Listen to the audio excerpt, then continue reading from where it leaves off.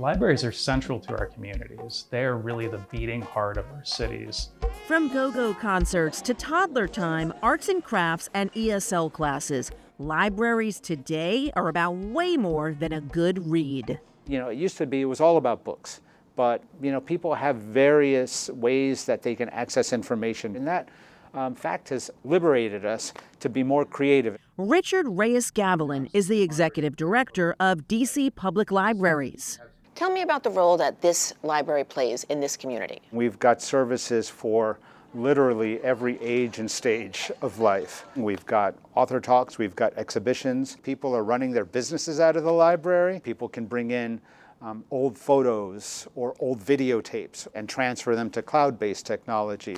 People who are struggling with homelessness, they'll come in here for a warm place to sit, some dignity, and some human interactions. Another thing that strikes me is it's free. Absolutely. I mean, that's central to the mission of libraries, free and open access to information and services.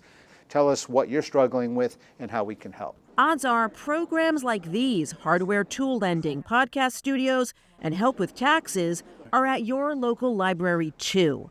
Brooks Rainwater is the president and CEO of the Urban Libraries Council. They support more than 170 public libraries across the U.S. and Canada to bring about positive change.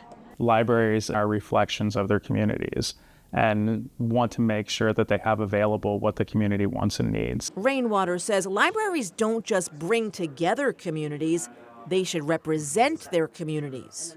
Libraries have been leaders on equity and inclusion, first and foremost through the curation of their collections, making sure that the books within libraries really reflect community members, whether that be from a race and equity standpoint or whether that is thinking about LGBTQIA plus issues. They also are advocates within the community to make sure that you're able to educate the broader community. So digital equity has long been a key concern of public libraries. DC Public Libraries bought 10,000 Chromebooks with an emergency connectivity grant.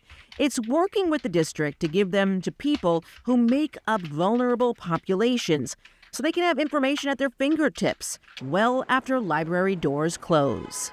Getting people connected at home for us is almost like getting people books in their homes. Our goal is to get people into our building, serve them from home, and just be a part of their lives every single day. I always tell people when you think about indoor public space in any given city, it's libraries. There are not a lot of other indoor public space.